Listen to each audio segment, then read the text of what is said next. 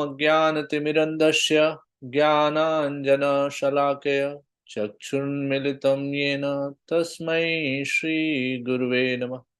नमो विष्णुपादाय कृष्णपृष्ठाय भूतले श्रीमते भक्तिवेदान्त स्वामी नित्यनामिने।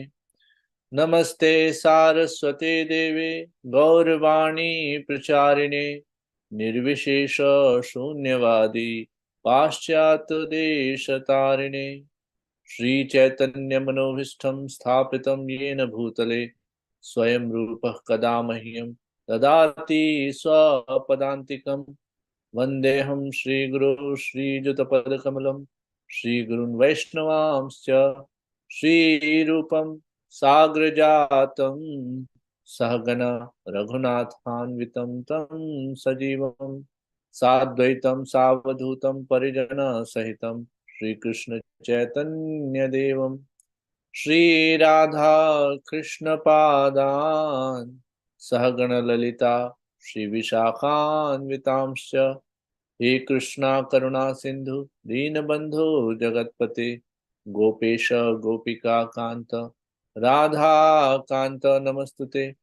तप्त कांचन गौरांगी श्री राधे वृंदावनेश्वरी वृषभानुसुते देवी प्रणमामि हरिप्रिये। वाञ्छाकल्पतरुभ्यश्च कृपा सिन्धुभ्यैव च पतितानां पावनेभ्यो वैष्णवेभ्यो नमो नमः।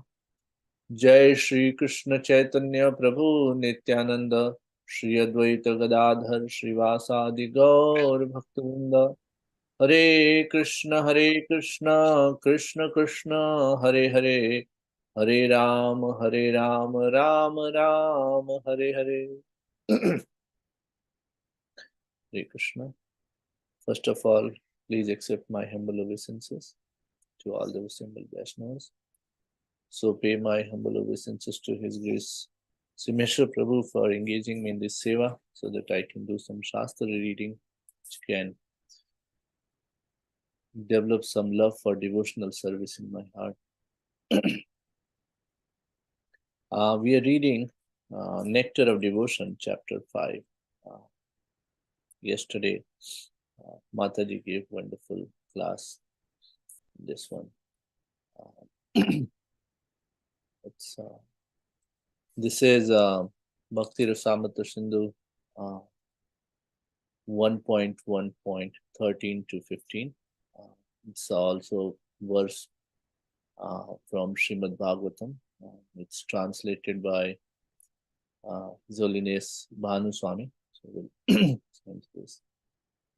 Shri Bhagavatasya Tritiya Skande cha Ahetuki Avya Vahita या भक्ति पुरुषोत्तमे शालोक्य साष्टि सामीप्य सारूप्य एकत्वम अपि उत दिव्यमानं न गृह्णाति वीणामत् सेवनं जना स एव भक्त्या योगाख्य अत्यंतिका उदाहृत. Translation. These are the characteristics of transcendental loving service to Purushottama, the Supreme Personality of Godhead. It is without other desires. It is not contaminated by karma or jnana. In this type of bhakti, my devotees do not accept Shalokya, Shasti, Sarupya, Samipya, or oneness with me, even if I offer these liberations in preference to serving me. This is called Bhakti Yoga, and it is declared as the highest object of human pursuit. Now, the Nectar of Devotion, which we are reading, this book is a summary commentary on the Nectar of Devotion or Bhakti Rasamrita Sindhu, written by Srila Rupa Goswami. In the 5th chapter, the purity of devotional service, Srila Prabhupada is primarily talking about few broad points. First one is the eligibility criteria of being a devotee or being able to perform devotional service. Then the second point which he talks about is, quote Srila Rupa Goswami, is that what happens when you are eligible? Do you immediately start performing the devotional service? Third is, he talks about that what happens once you are once you have qualification and once you have the training, proper training. And then fourth and final point, the fourth point he talks about is what happens if there are accidental fall downs. And then finally he talks about is that what happens to the other duties of a person. So we'll try to discuss these at a broad level. Some of these are discussed by Mataji yesterday. So we'll touch base upon that. So very first point is the qualification for bhakti. Who is qualified to be a devotee? And in Srimad Bhagavatam, there is this wonderful quote to say that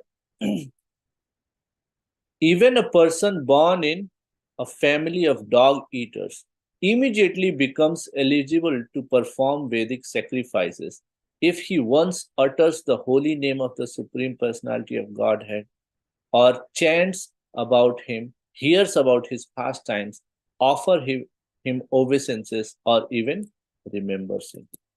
So this is the translation of verse 6 from 33rd chapter of third canto Srimad Bhagavatam.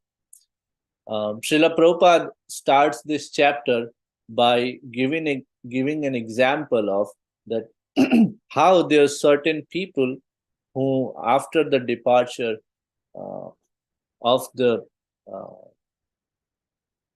Panchatattva or Mahaprabhu and Nityanand Prabhu, how they claimed that they are the vanshas of Chaitanya Nityanand Prabhu, and hence they have the proprietary on performing the devotional service.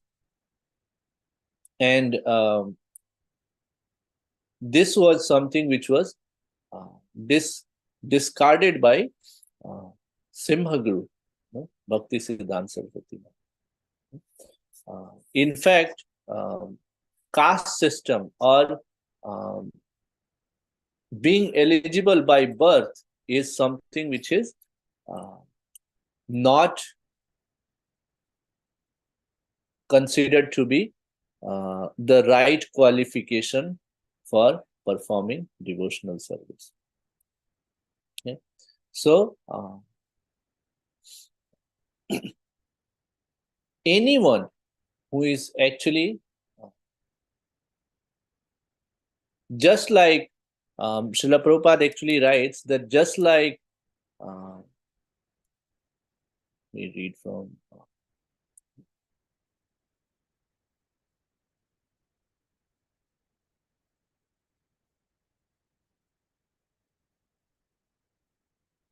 so Srila Prabhupada quotes this example from Padma Purana, which is quoted by Srila Rupa Goswami, where this says Vasishtha is telling to King Dilip that, my dear king, everyone has the right to execute devotional service, just as he has the right to take early bath in the month of Magh or December, January. So just like anybody can take up a bath, just like all the rivers flow to the ocean, similarly, anyone and everyone can be eligible to perform the devotional service. There is no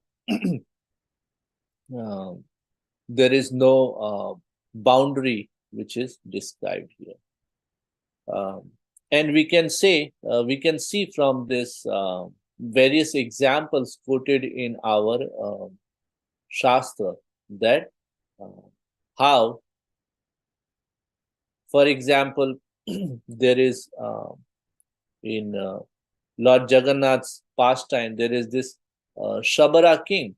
Shabara kings are actually um, taken birth in a very in a Shudra family. They are Shabaras, but he is the one whom Neel Madhav accepts the devotional service from. And even in case of Lord Jagannath, the log from the water could not be pulled by Brahmanas or anyone without the. So it took the help of Sabara king to be able to pull the log which was carved into Lord Jagannath's Archa. So it's very important. Similarly, we even hear from Lord Ramchandraji's pastime of Shabari and others. Shabari. What to speak of? Shabari. Even animals who were born in the animal yoni, they were also able to perform devotional service. Hanuman, Jatayu, Riksha, Rajamavan. So the matter to be understood here is that qualification for bhakti is not for any caste, creed, or even for that matter any form of life.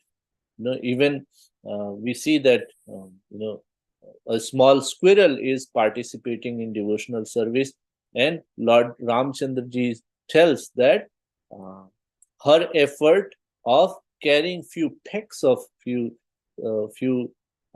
particles of sand in the construction of Ram Setu is no less than carrying all these big boulders and big mountains being carried by big stones being carried by all these powerful monkeys. So from there we can understand that qualification for bhakti is, there is actually no qualification. Anyone and everyone should be able to participate. And we can see that from the example of Bhakti Siddhanta Saraswati Thakur discarding this this criteria that only the Goswamis who were claimed to be in the family of or in the lineage of Nityananda Prabhu were the only ones who were eligible for this.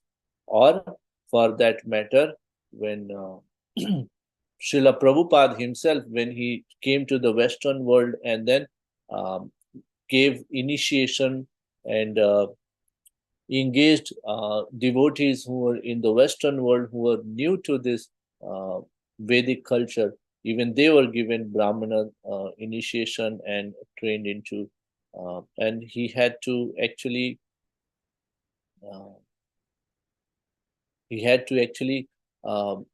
hear a lot of criticism.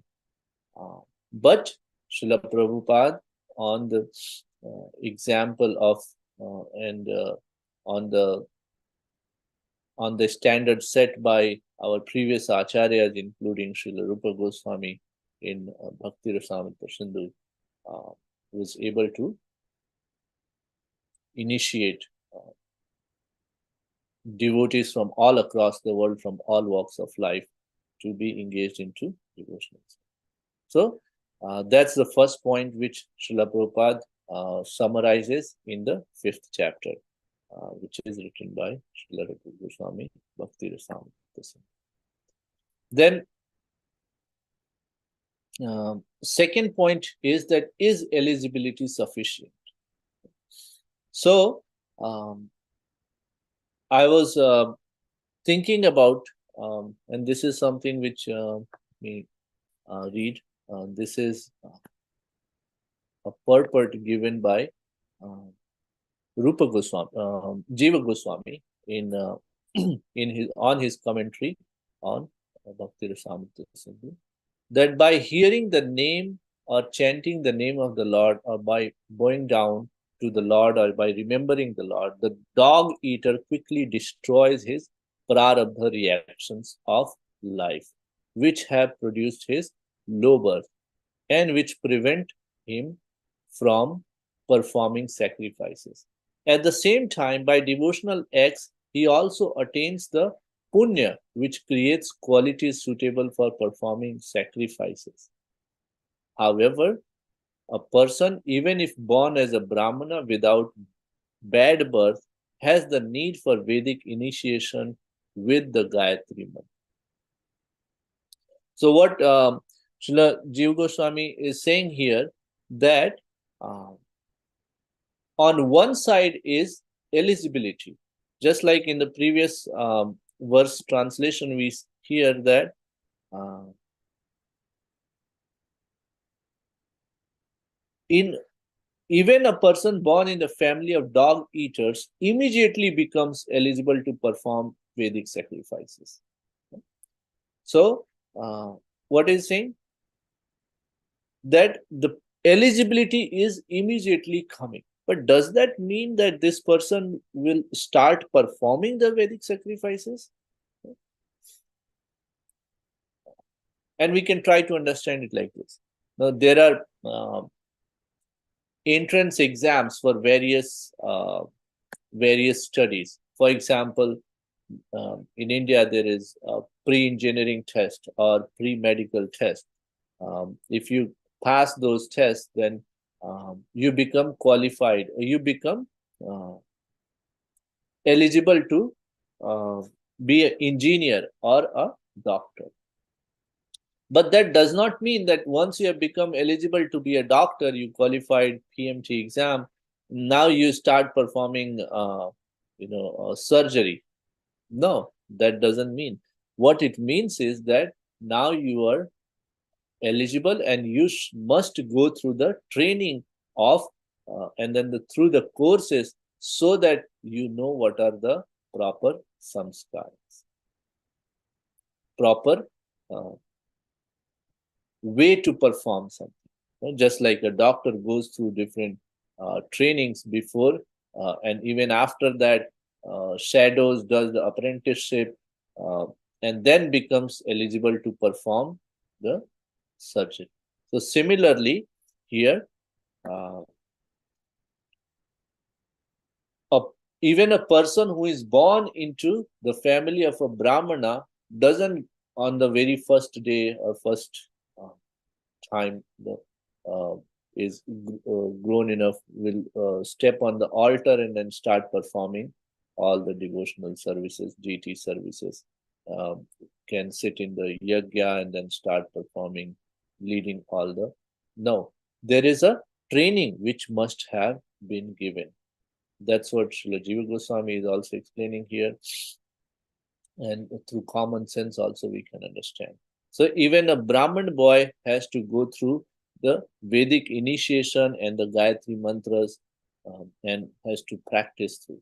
So just like that, anyone who is eligible to perform the devotional service must go through the process of training. And that process of training um, must happen under a bona fide spiritual master. So we see that how Srila Prabhupada has set up this wonderful organization of ISKCON, where you can, there is a constant training which is going on, various courses, various discussions, various programs, various purificatory processes, different yajnas, schools, Nagar Sankirtan, book distribution, Bhakti Vriksha, to name a few, Bhagavad Gita, Bhagavatam classes. And these are the training grounds.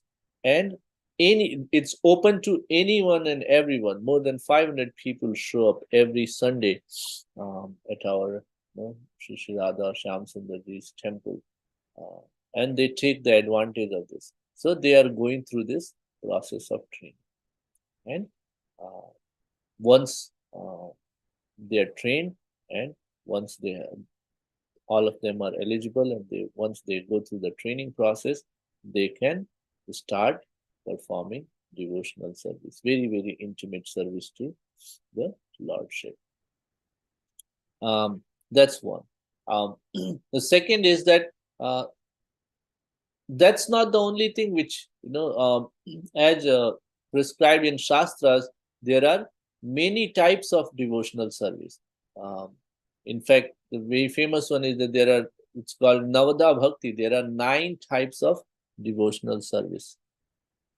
Shravanam, Kirtanam, Vishnu Smaranam, Pada Sevanam, Archanam, Vandanam, Dasyam, Sakhyam, Atmanivedana. And some of them are as simple as just the listening, just listening to the pastimes, the glories, the names, and the fame of the Lordship. Kirtanam, singing. For this Kali Yuga, Acharyas have prescribed that the chanting of the holy name is the only way to achieve the love of Lordship. Hare Nam, Hare Nam eva kevalam, kalau nasteva, nasteva, nasteva gatir anyatha. It's the only by the name of the Hari one can achieve the love of Lordship, love of Hari. There is no other way. So we have to understand this, that that's the main important devotional service one can perform in the age of Kali.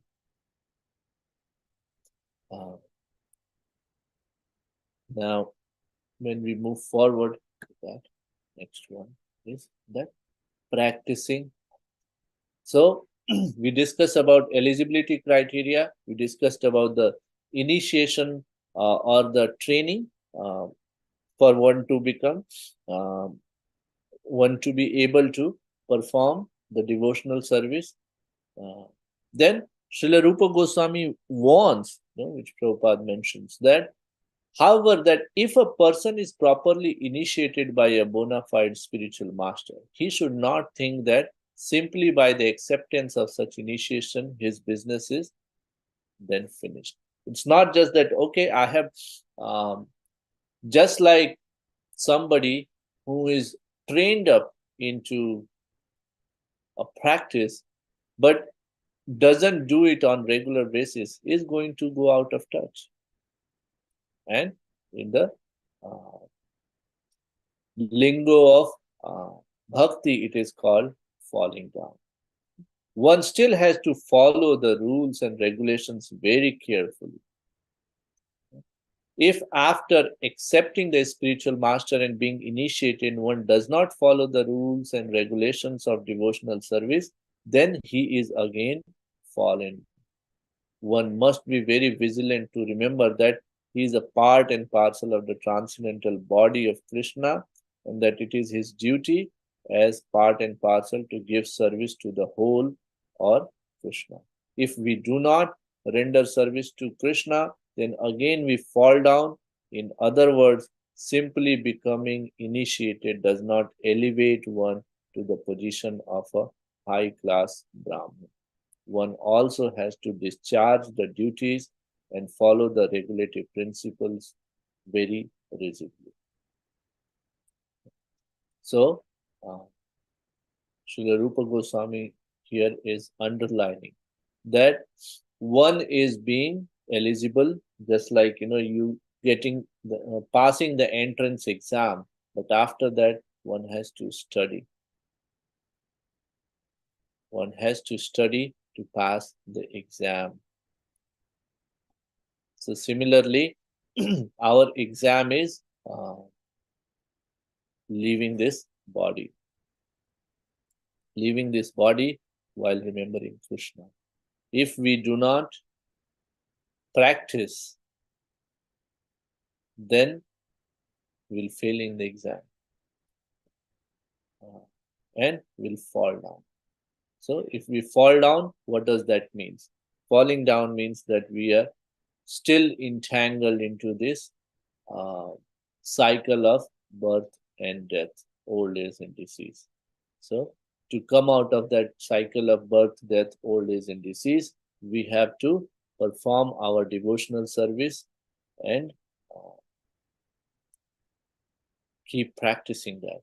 And what is the prescribed devotional service? Is chanting of the holy name. Hare Krishna, Krishna Krishna, Hare Hare, Hare Ram, Ram Ram, Hare. So that's very important. Then after this, Srila Prabhupada talks about that. What about the accidents?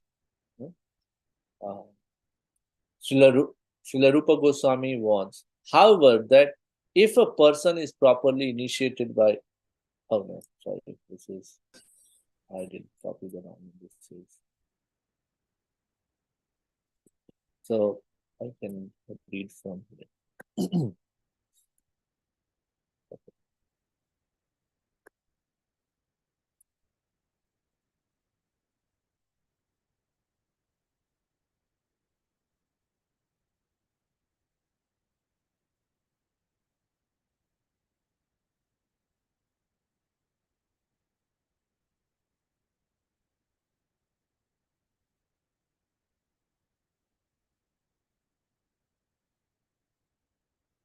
So, Srila Prabhupada is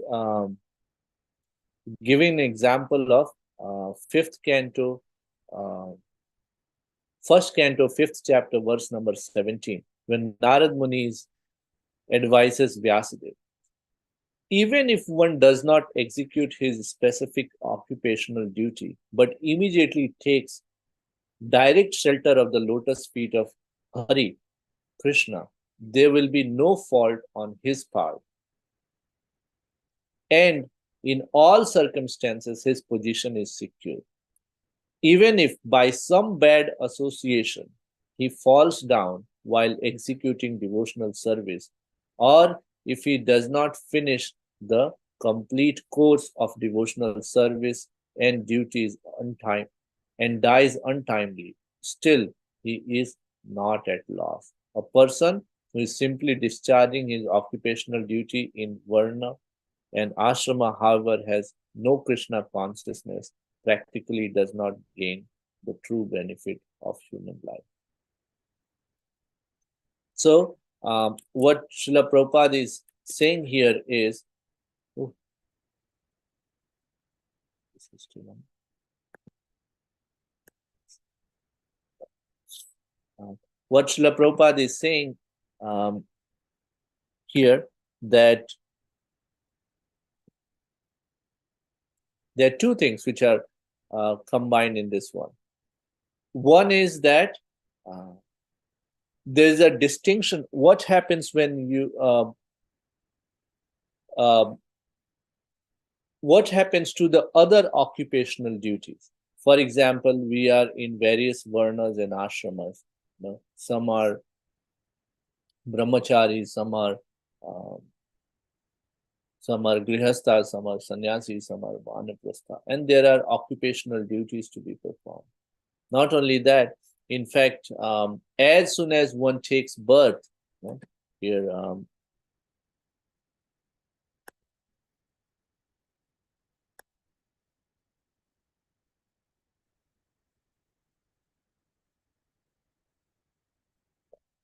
so the moment a person takes birth, that person gets indebted to different kind of personalities.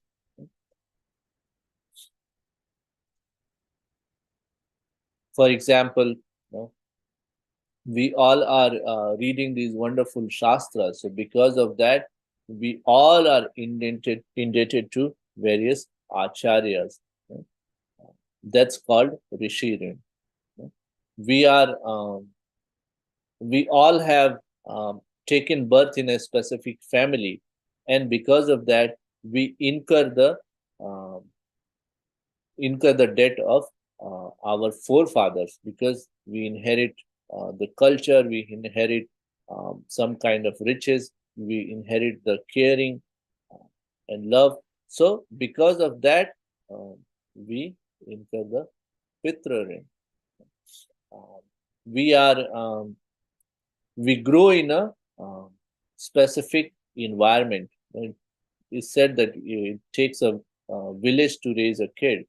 So all those people uh, are also the ones who are giving us some kind of nourishment and support.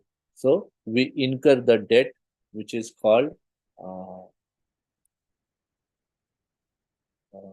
rin to the uh, pranam. That's common people. Then we we take various products from different animals. For example, we take wool from sheep, we take milk from cow. Uh, so various type of medicines which come from different animal products, and then different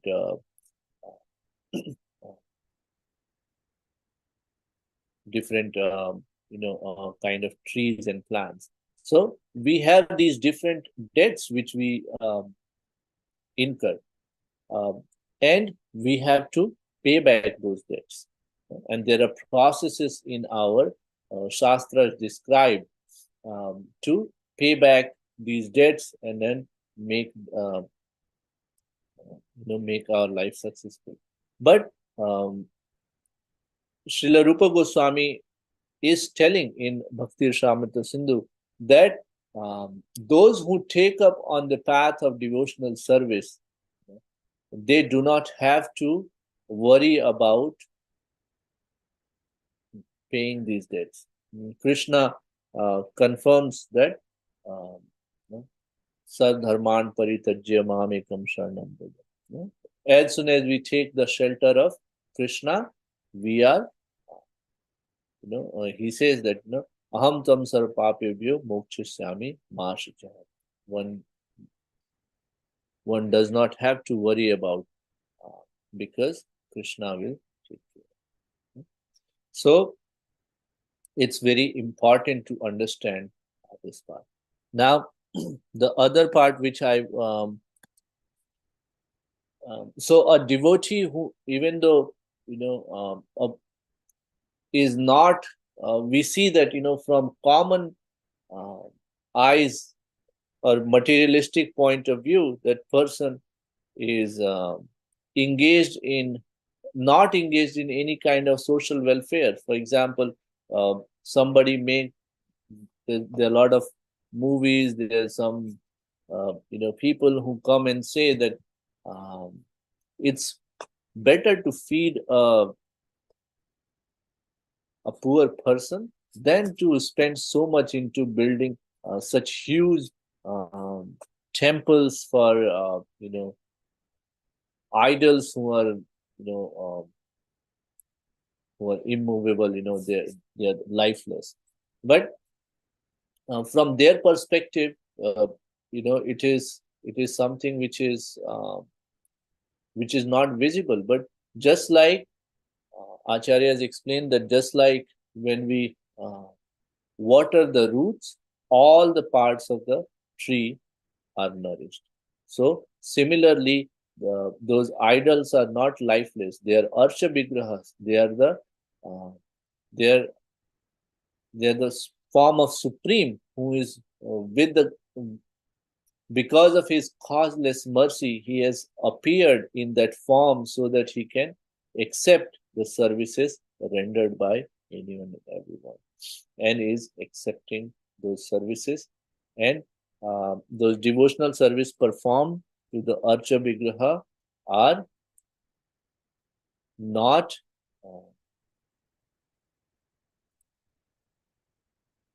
they are they are not like wastage of the resources. So that has to be understood. Then another consideration is that what happens to those who are who make some accidental fall down. So even that is in our shastras.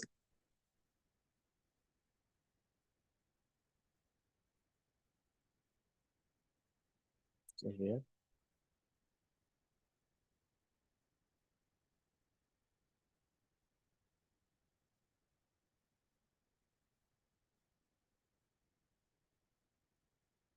So these sections are still talking about that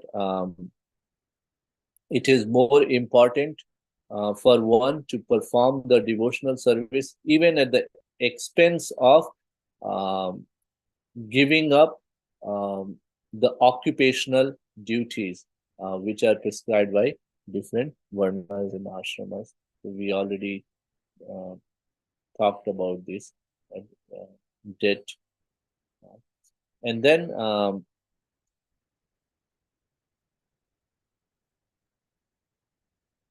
and then Srila Prabhupada quotes this Bhagavad Gita that um, Krishna is give up all your occupation and just become surrendered unto me. I give assurance that I shall give you protection from all sinful reactions. Um, even in there are many places like in Bhagavad Gita 9.30, even if one commits the most abominable action, if he is engaged in devotional service, he is to be considered saintly because he is properly situated in his determination. Api chetsu duracharo bhaste mamanyam ananya bhav sadhureva samantavya. Sadhureva, that person is to be considered as a sadhu. Now, again, one has to understand that this is the protection which is given for accidental mistakes. It's not a protection which is given, uh, in fact, committing uh, sins on the strength of one's devotional service is one of the nama aparadhs.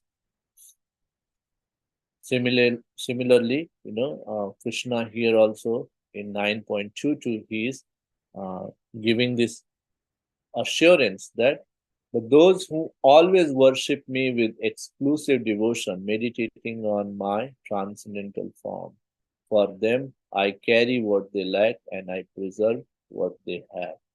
So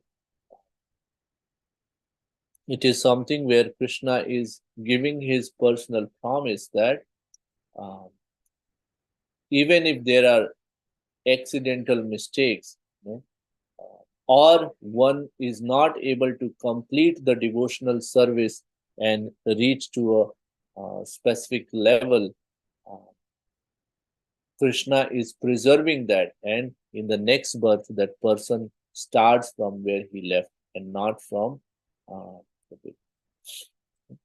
So, these are the main important points which are mentioned in chapter 5. First is the eligibility criteria that anyone and everyone can take up the path of devotional service. Second is that once you are on the path of devotional service, you have to go through the training process. Then third is that once you are initiated, once you have received the training, you have to continue your practice to make your progress and avoid any fall down. And then fourth one is that even if there are shortcomings on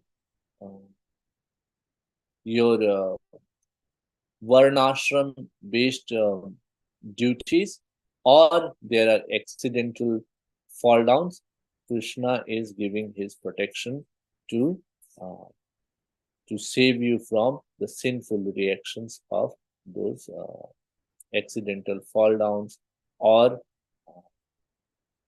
not being able to completely perform the prescribed duties in the Shastra.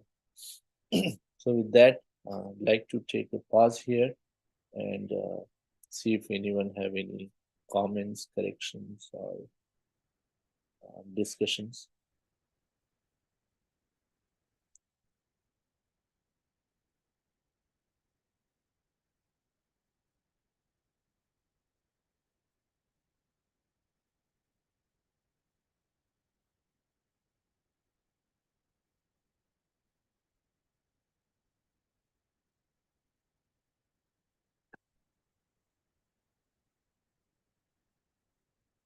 Over to you, Simisha Prabhu.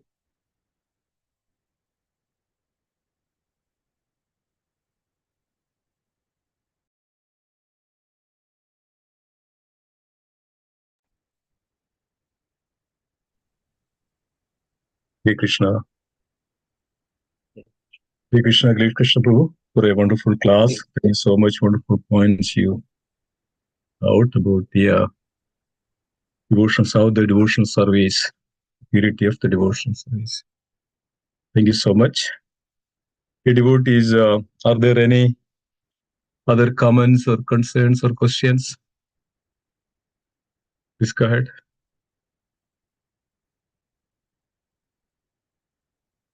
Anything you would like to add?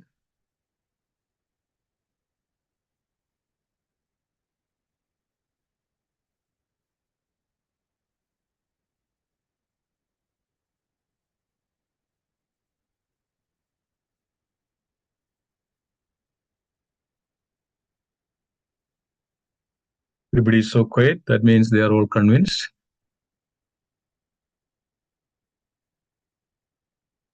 Yeah.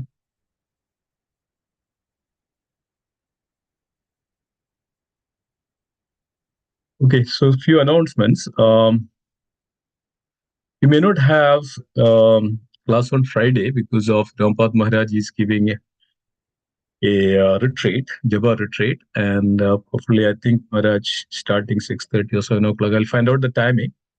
Then accordingly we will broadcast. We'll also Zoom link. We'll also provide so devotees can join via Zoom, so that you can also listen to Maharaj class. And tomorrow we'll be having a class. And yeah, I think that's about it. And if anybody would like to join the retreat, it's on Friday, Saturday, and Sunday. So please join accordingly. Okay. So if there are nothing else, then anybody would like to add anything? Any other thoughts? Any other comments? Please unmute and let's see. We can. Is speaking okay, or are you able to hear? Everybody is muted. We can hear. No, just checking other devotees as well.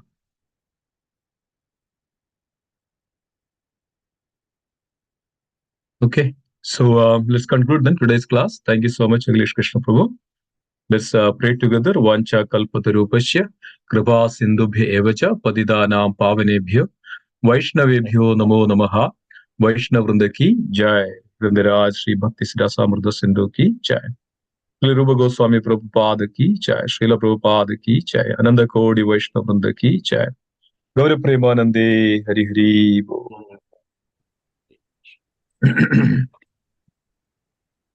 Okay, thank you.